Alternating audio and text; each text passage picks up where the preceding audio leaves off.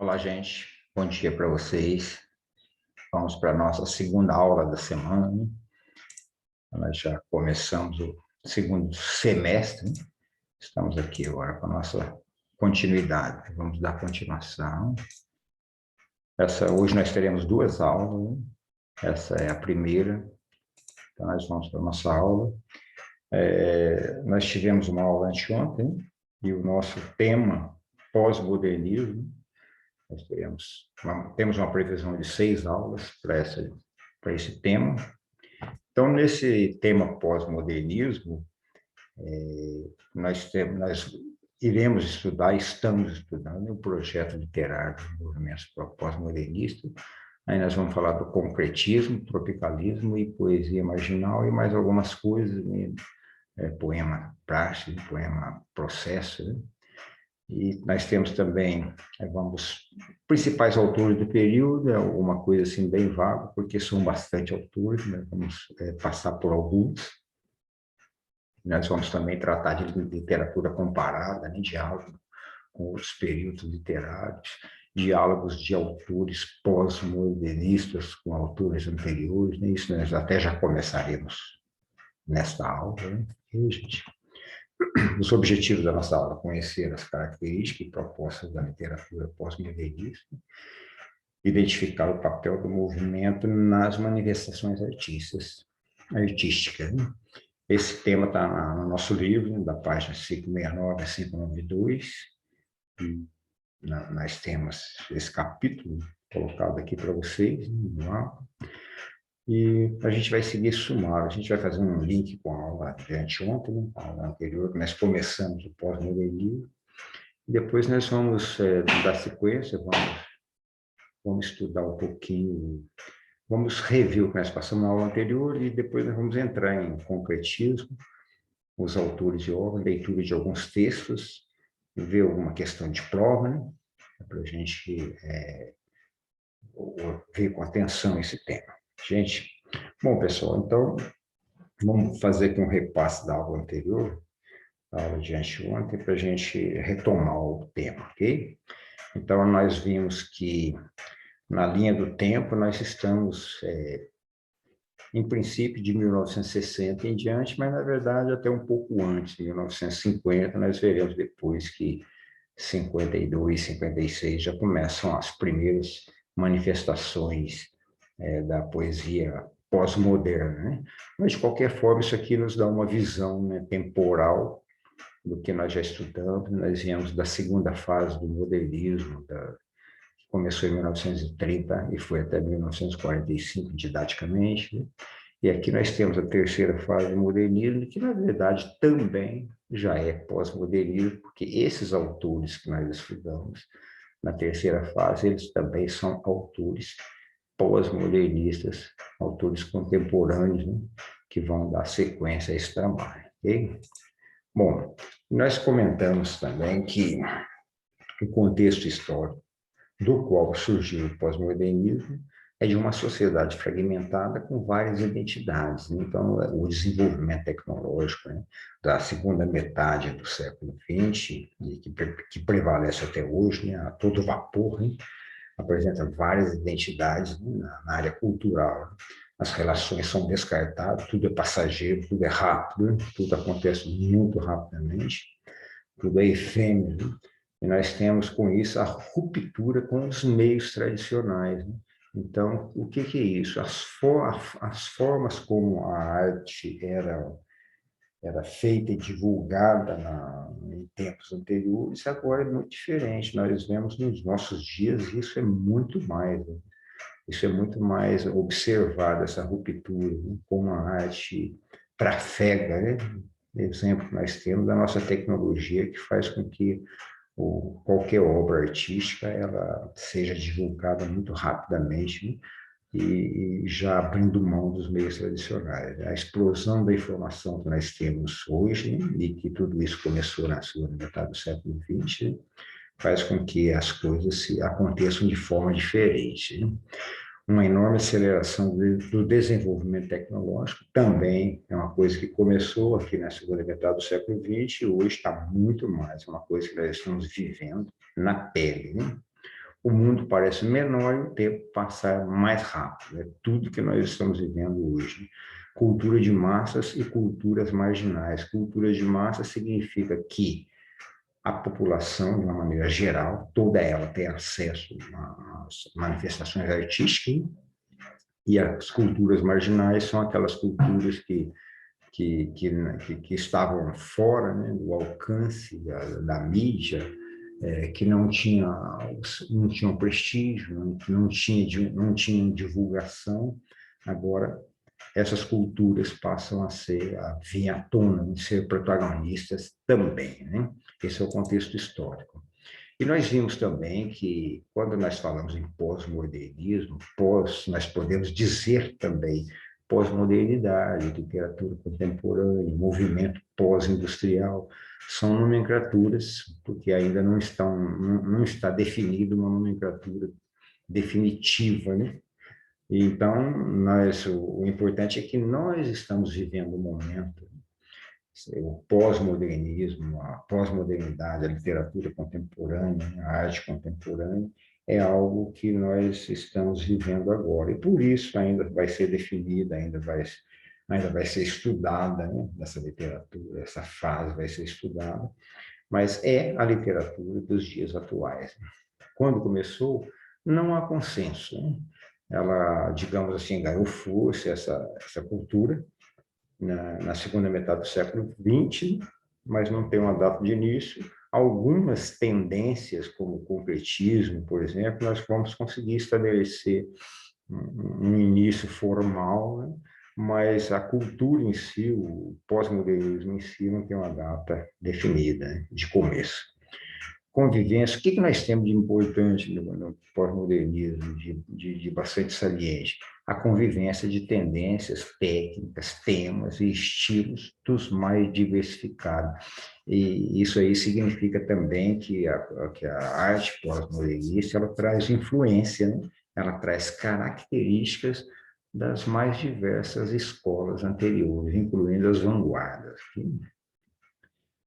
Ainda não se aponta um autor principal, são vários, nós veremos autores importantes, mas, por enquanto, não se dá para apontar um principal, talvez o tempo se encarregue disso, né?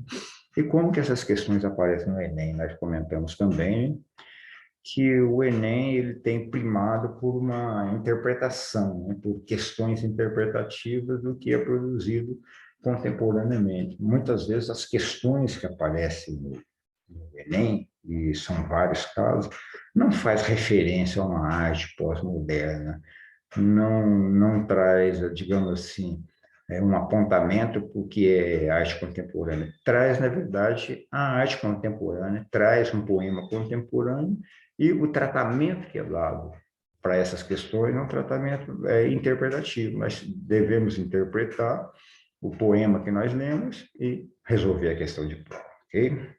Às vezes a teoria mesmo nem é tão importante para as questões de Enem. Okay? O que nós vimos também de característica da arte contemporânea? A ausência de regras e de valores, né? Então, é tudo fragmentado, não tem precisão, nós não temos uma arte definida que seja precisa, não. Os valores e regras estão ausentes e nós temos um individualismo. Por que o individualismo? Porque cada um busca a sua forma de fazer arte, né? Há uma liberdade, né? Então, qualquer indivíduo ele pode ser protagonista. Percebemos uma mistura do real com o imaginário, então o real ele é transfigurado, né? Algo que se aproxima do fantástico, nós podemos encontrar, né? Então, o real ele não é tão importante. Quando ele é trazido mesclado com o imaginário. Nós temos também produção em série, o que é isso? Uma grande produção. Né? Se produz muita arte nesse período, e é por isso que só o tempo dirá o que prevalecerá, né? O que permanecerá. A liberdade de expressão é importante, né? Essa liberdade de expressão ela se junta com a liberdade de produção poética da primeira fase modernista, né? E aí ela traz uma arte livre. Né? E com isso há uma fragmentação estilística. O que é isso, né, gente? As formas de fazer, o estilo, né? A cara da arte, ela vem toda fragmentada, de todos os jeitos, de todos os tipos, né? Então, há uma profusão de formas artísticas, há uma profusão de formas de escrever o poema, né? Há também uma multiplicidade e uma mistura de estilo. Então, essa fragmentação estilística, né, que gera essa multiplicidade, gera também uma mistura, vários estilos. Então, vocês percebem que nós não temos mais aquela arte bem definida que nós tínhamos, por exemplo, no parnasianismo, né? Nós tínhamos a arte feita de uma maneira bastante definida, né? E bastante trabalhada, né? Agora não, nós temos uma multiplicidade de estilos. O pós-modernismo explora o lúdico, o humor, a metalinguagem, a intertextualidade. Olha, pessoal, essa parte aqui é uma parte importante porque nós já viemos trabalhando isso desde estéticas anteriores, né? Praticamente, diria assim, quase todas as estéticas literárias trabalham de alguma forma alguma dessas características. Por exemplo, a metalinguagem é uma característica importante na arte, que é uma arte fazer referência a outra, né? Fazer referência ao fazer artístico, e essa metalinguagem ela vem se fazendo presente em praticamente todas as escolas.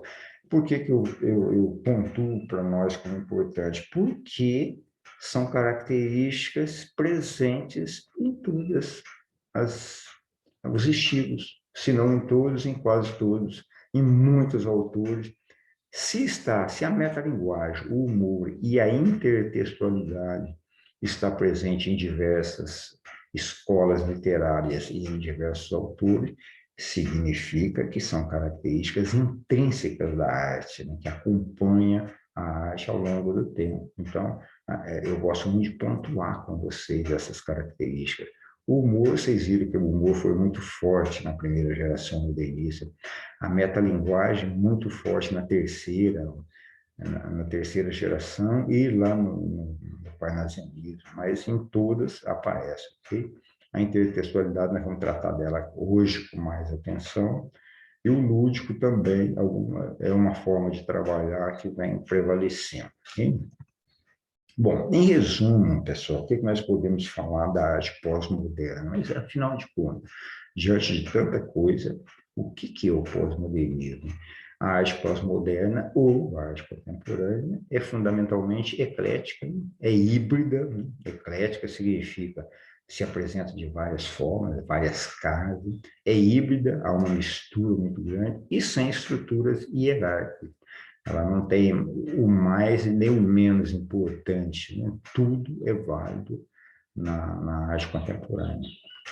E também a arte contemporânea, ela reúne um conjunto de características de diversas estéticas anteriores, especialmente das fases anteriores do modernismo, porque se é um pós-modernismo, né, nós vamos encontrar muito das fases iniciais do modernismo. Então, vejam, se reúne um conjunto de características de diversas estéticas anteriores. O bom é que nós conhecemos as estéticas anteriores, né? Nós conhecemos, nós estudamos as estéticas anteriores, nós podemos localizar, então, essas características da estética anterior na arte pós-moderna, ok? Bom, a gente viu que a temática pós-moderna que nós encontramos, normalmente, a violência e o submundo das grandes cidades que nós encontramos na arte, os aspectos psicológicos intimistas, a introspecção, que nós já trabalhamos bastante, principalmente em Clarice Lispector, né? Ficção histórica, nós encontramos também. Então, a história sendo trazida, né? Mas mesclada com ficção, né? Nós temos o realismo mágico, que é uma característica, uma tendência literária que povoou a América Latina na segunda metade do século XX. O realismo mágico tem, por exemplo, muito forte em 100 Anos de Solidão, de Gabriel Garcia Marques, um colombiano. Então, esse realismo mágico é uma história contada, né, como se fosse algo que passou, mas de uma forma fantástica, ou seja, de uma forma que vai além do nosso dia a dia, do nosso real, né? Aqui nós temos, por exemplo, com Érico Veríssimo, né, o Incidente Antares, um exemplo de realismo mágico. Aí nós temos também, como temática, a poesia social, né, muito politizada e muito ideológica nesse período. Nós temos também como temática o cotidiano e os fatos regionalistas, né? A cultura regionalista. Nós temos o experimentalismo formal, que é o trabalho com as formas da poesia, e aí aparece a poesia marginal, que é a contracultura, que é uma coisa mais desse período pós-modernista. Diversificados tipos de materiais, então, com tudo se pode produzir arte, né? Nós falamos do esterco, as carcaças, por exemplo. Bom, e surgiram várias tendências nesse período. Então, surgiram, vejam só, que nós não estamos tratando aqui de estética literária, mas de tendências que surgiram dentro do pós-modernismo. Concretismo, neoconcretismo, poesia praxis, o poema processo e a poesia social, que é a cultura marginal. Okay? Então, são as principais tendências que nós vamos estudar no pós-modernismo. Ok, gente? Bom, para a gente continuar, então, vamos observar uma questão de Enem, para a gente ter uma ideia de como que isso vem para nós no Enem, ok? Então, veja só, o Enem 2020. Ao lado da indústria da moda, a do rock é o melhor exemplo de vendabilidade elástica do passado cultural, com suas reciclagens regulares de sua própria história na forma de retomadas e releituras, retornos e versões cover. Nos últimos anos, o desenvolvimento de novas tecnologias acelerou e, de certa maneira, democratizou esse processo, a ponto de permitir que as evidências culturais do rock sejam fisicamente desmanteladas e remontadas como pastiche e colagem, com mais rapidez e falta de controle do que em qualquer época. Então, nós temos aqui, né, na cultura pós-moderna, uma referência, uma menção à forma como o rock vem se desenvolvendo nesse período, ao lado da indústria da moda, um exemplo de vendabilidade, a forma como o rock é vendido, é passado, né? E fala que é nos últimos anos do desenvolvimento com as novas tecnologias, uma aceleração, né? Uma democratização do processo, a ponto de permitir evidências que sejam fisicamente desmanteladas, remontadas, pastiche e colagem, né?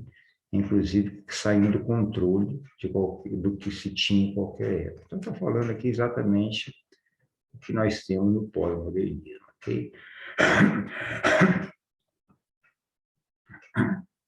Bom, o que a questão do Enem pede para nós? Dado esse texto do rock, trazendo o rock como uma das vertentes artísticas, a questão nos pergunta a seguinte: o rock personifica o paradoxo da cultura de massas, que é a cultura pós-moderna, visto que seu alcance e influência globais, combinados com a sua tolerância criam o quê? Criam uma subversão ao sistema cultural vigente, criam uma identificação de pluralidade de estilos e mídias, criam uma homogeneização dos ritmos das novas criações, criam uma desvinculação identitária dos hábitos de escuta, ou criam uma formação de confluência de métodos e pensamento. O que vocês marcariam? De acordo com o que nós já conseguimos captar do pós-modernismo, eu sei que vocês já tiveram condições de marcar a letra B. Então, o que nós temos na letra B que chama a atenção? Identificação de pluralidade de estilos e mídia. Então, é exatamente o que fala o texto. E no pós-modernismo, nós vimos que essa pluralidade de estilo, essa multiplicidade de estilo, é uma característica das mais evidentes, ok? Então, é o tipo de questão de Enem que nós podemos encontrar, né? E, além dessa, nós podemos... Vejam que é uma questão meramente interpretativa. Nós estamos interpretando o texto que nós lemos, falando da cultura pós-moderna. Ok, gente? Vamos adiante, então. Vamos para a parte prática, né? Vamos fazer um pouquinho de nossa prática, conhecendo autores e lendo um pouquinho desses autores. Vejamos uma poesia de Cora Coralina, então aqui nós temos mais uma, né, representante da arte pós-moderna. Então, nós temos um exemplo de temática cotidiana, a saga da mulher. Então, ela traz a mulher no cotidiano para fazer a poesia pós-moderna. Ela é conhecida como a escritora das coisas simples, né? Temas pós-modernistas. Então, vejam, mulher da vida. Mulher da vida, minha irmã, de todos os tempos, de todos os povos, de todas as latitudes. Ela vem do fundo imemorial das idades e carrega a carga pesada dos mais torpes sinônimos, apelidos e ápodos. Mulher da zona, mulher da rua, mulher perdida, mulher à toa, mulher da vida, minha irmã. Então, nós vemos aqui um eu poético, né? Um eu poético feminino, que ela se julga irmã, ela se coloca como irmã de todo tipo de mulher que nós podemos encontrar. Então, a saga da mulher, tudo que a mulher carrega dentro da cultura, né? Da cultura pós-moderna. Então, nós temos um eu poético feminino tratando de um tema cotidiano, do tema da mulher. Então, nós temos aqui o quê? Uma poesia pós-moderna, que pode nos servir para a nossa interpretação, para o nosso trabalho com a poesia contemporânea, ok? Vamos ver outro. Bom, antes de ver outro, nós falamos que uma forte característica do pós-modernismo é a intertextualidade, né? Entre outras, né? Como a metalinguagem, o humor, o sarcasmo, a ironia. Aí eu pergunto para vocês, o que é intertextualidade? Se lembram? Eu trouxe para vocês aqui uma definição do dicionário, apenas para rememorar, né, o que nós já sabemos. Veja o que o dicionário fala. Intertextualidade. Diálogo entre textos. Criação ou superposição de textos. Composição de um texto usando outro como base. Pode ser feita por meio de citação, paródia ou paráfrase. Intertextualidade entre uma poesia e uma música existe muito, né? Nós temos muitos poemas musicados, muitos poemas que fazem referência. Eu menciono para vocês o exemplo daquela música do Renato Russo, né? Monte Castelo, né? O amor é fogo que arde sem se ver. Né? Lembram dela? O amor é fogo que arde sem se ver. É uma intertextualidade com a Bíblia. A Bíblia tem isso lá no livro de Coríntios, e nós temos também na obra de Camões. Então, há uma intertextualidade entre três manifestações, né? A manifestação bíblica, a música e a obra de Camões. Então, é isso, né? Entre uma poesia e uma música.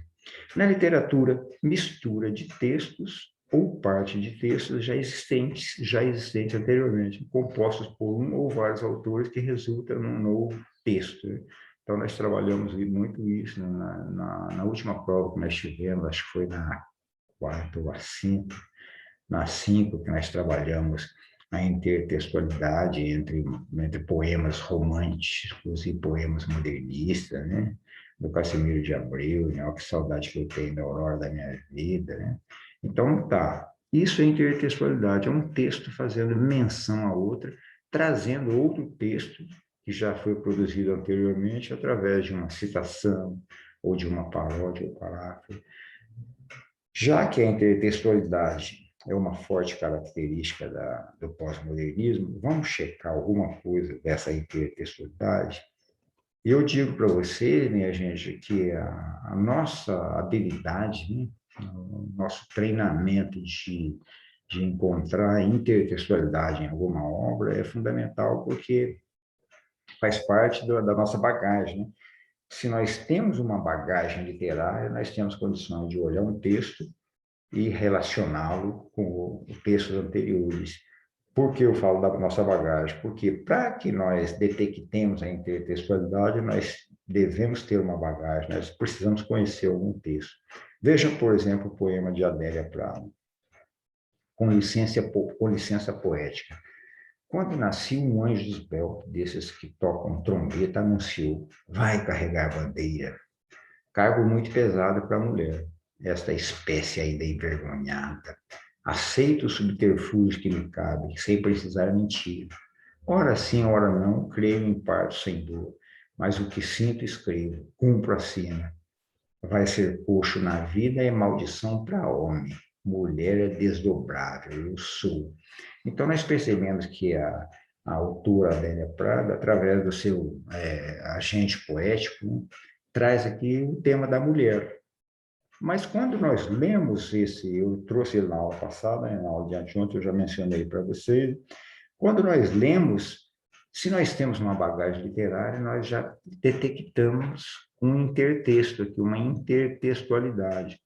Peraí, quando nasci um anjo esbelto, eu lembro de um poema, eu tenho aqui na minha bagagem literária uma referência, uma menção a um poema que diz: quando nasci, um anjo torto desses que vivem nas sombras. Ah, então, olha aqui, há uma reescrita desse texto. Me disse, vai, Carlos, ser gauche na vida. Então, vejam, aqui eu vou comparar com vocês, veja aonde está a intertextualidade. Eu vou sempre voltar nesse e mostrar o outro para vocês. Olha esse poema do Carlos Drummond de Andrade, Poema de Sete Faces. Quando nasci, um anjo torto, vamos voltar na Adélia, quando nasci, um anjo esbelto, vamos no Drummond, um anjo torto desses que vivem na sombra, na Adélia, desses que tocam trombeta, anunciou. No Carlos, ele disse, vai, Carlos, ser gauche na vida. Aqui ele disse, vai carregar a bandeira, diz para o eu poético da Adélia. Aí lá no Drummond disse, o poema de Sete Fases, e o Drummond, vocês se lembram, é da poesia da segunda geração modernista, né? As casas espiam os homens, que correm atrás das mulheres. À tarde, talvez fosse azul, não houvesse tanto desejo. Então, aqui o poema traz, assim, digamos, uma face sexual dos homens. Mas o anjo diz para o eu poético, que no caso aqui é o próprio autor, vai, cara, ser gauche na vida. O gauche é um ser desajustado. Né? Aqui a Adélia, né? Vai ser coxo, então percebe a proximidade na pronúncia das duas palavras, gauche e coxo, vai ser coxo na vida, é maldição para o homem. Então ela fez uma reescrita do poema. Isso, gente, é intertextualidade. Okay? Então, nós temos dois textos que se falam entre si, né? Que se articulam entre si. Essa característica nós temos presente aqui. Né? Vamos para outro? Vamos checar outro. Milor Fernandes, de 1923 a 2012, ele explora o humor, o sarcasmo e o recurso visual, que são fortes características do pós-modernismo, da literatura contemporânea. Vejamos o que ele escreveu. Olha só, um poema visual, né? Poeminha cinéticos. Era um homem bem vestido. Foi beber no botequim, bebeu muito e bebeu tanto que saiu de lá assim. Então, visualmente, ele produz um discurso que mostra, né, que nos lembra como que a pessoa, depois de beber, se sente, né? Então, esse é o poeminha de Milor. Poeminha cinético. O que vem a ser poema cinético? Arte cinética, forma de arte contemporânea, né? Proveniente da abstração e fundada sobre o caráter mutável da obra, seu movimento aparente ou real. Olha o movimento real, né? O movimento de uma pessoa que bebe um pouco além da conta e fica um pouco, né, desnorteado. Aí ele representou isso aqui na forma visual. Muito bem, gente. Então é um poeminha que traz o humor, né? Traz a ironia, mas quando nós buscamos na nossa bagagem literária, peraí, tem algo parecido que eu já li em algum lugar. Vamos ver um poeminha parecido? Há alguma semelhança com esse poema de Manuel Bandeira, que é lá da primeira geração do Lenis? Poema tirado de uma notícia de jornal. João Gostoso era carregador de feira livre, que morava no Morro da Babilônia, num barracão sem número.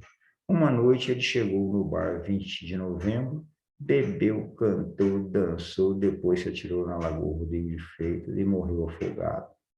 Bom, nós temos uma temática parecida, né? De alguém que vai beber no botequim. O botequim aqui, Manuel Bandeira tem nome, é o Botequim 20 de novembro. Né? Então, o personagem tem nome, é o João Gostoso. E o que o João Gostoso nos diz? Nos fala de um personagem popular, né? De alguém do cotidiano, né? Pelo nome. Então, nós percebemos aqui que o tema é parecido, um homem que foi beber no botequim, e ele saiu aqui todo torto, e aqui também ele saiu, né? Bebeu, cantou, dançou, então mostra esse movimento. Este movimento está aqui discursivamente, né? E aqui o final é mais trágico, né? Que depois se atirou na Lagoa Rodrigo de Freitas. Então, nós percebemos a intertextualidade do poema, ok? A intertextualidade ela vem de uma maneira mais forte, mais presente, ou às vezes de uma forma mais um pouco tangente. Hein? Aqui nesses dois casos que nós vimos da Adélia Prado e do Milô, nós percebemos uma proximidade grande, né, dessa intertextualidade. E nós temos outros casos, veja, por exemplo, na intertextualidade. Nós podemos também checar a metalinguagem. Além da intertextualidade, nós podemos checar a metalinguagem. E, no caso aqui, Mário Quintana, que é do pós-modernismo, ele explora a metalinguagem nesse poema, veja. Os poemas são pássaros que chegam, não se sabe de onde pousam no livro que lês. Quando fechas o livro, ele alça voo como de um alçapão. Eles não têm pouso nem porto, alimentam-se um instante em cada par de mãos e partem. E olhas então essas tuas mãos vazias, no maravilhado espanto de saberes que o alimento deles já estava em ti. Em primeiro lugar, gente, nós temos aqui um diálogo entre o eu poético, o eu lírico e o leitor. Olha, o leitor é tratado como tu, né? Os poemas são postos no livro que tu lês. Né? Quando tu fechas o livro, eles, os pássaros, vão embora. Né? Eles não têm pouso nem porto, alimentam-se em instante de cada mão. E quando tu olhas, então, as tuas mãos vazias, o maravilhoso espanto de saberes, tu, né, que o alimento estava em ti.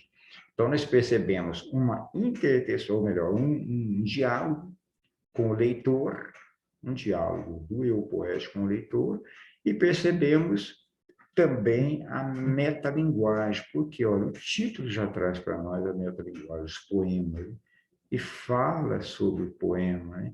Diz que os pássaros, nós quando abrimos um livro, é como se os pássaros viessem alimentar o poema que estamos lendo. Então, aqui nós temos um leque de interpretação para que nós busquemos o significado desse poema, que está dizendo que quando nós abrimos um livro, né, nós podemos imaginar qualquer coisa, né? Nossa imaginação é livre, é como se os passarinhos estivessem vindo aqui, o passarinho vem alimentar do nosso poema, né? Ou seja, está fazendo uma referência, nós podemos, uma das possibilidades, imaginar que esses passarinhos são as possibilidades da nossa imaginação. Né? Então, nós temos aqui a metalinguagem e temos o discurso do eu lírico com alguém, que é esse alguém? O leitor. Né? Aí nós olhamos o poema e falamos, caramba, mas esse poema me lembra algum outro poema que eu já li alguma vez em algum lugar. Onde, né? Vamos buscar na nossa bagagem e vamos descobrir que esse poema nos lembra Vinícius de Moraes, da segunda geração modernista. Veja o poema do Vinícius de Moraes. Há um passarinho.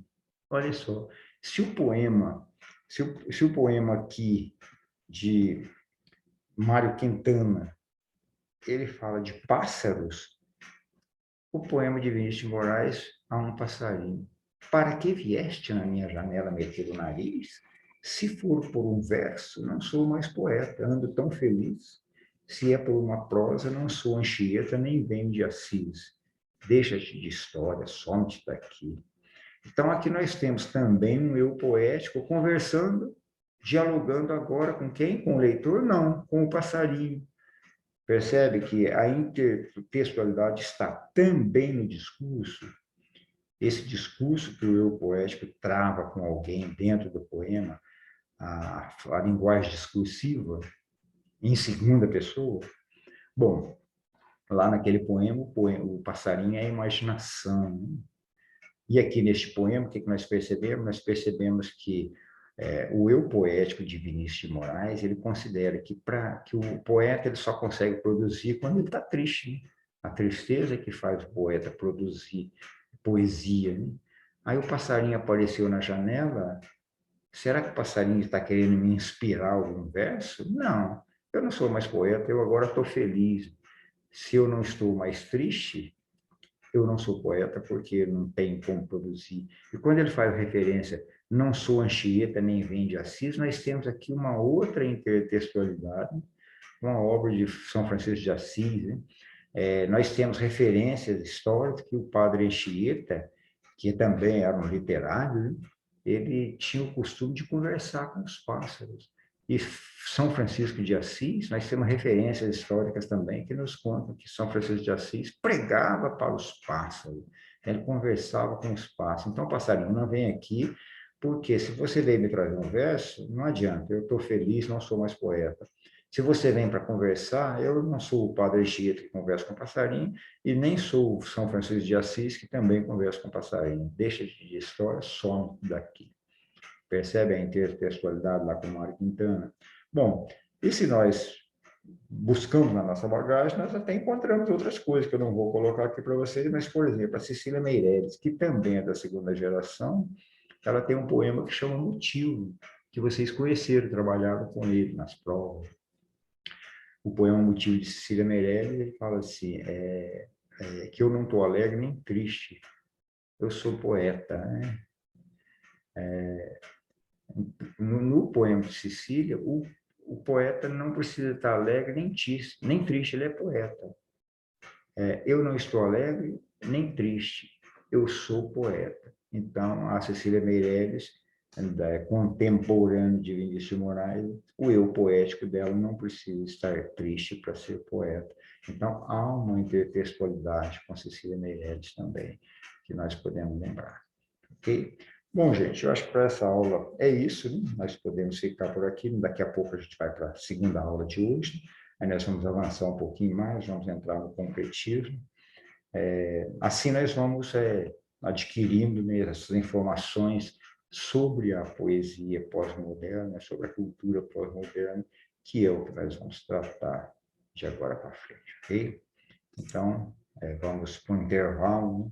Daqui a pouco nós voltamos e vamos continuar, ok? Gente, até daqui a pouco, então.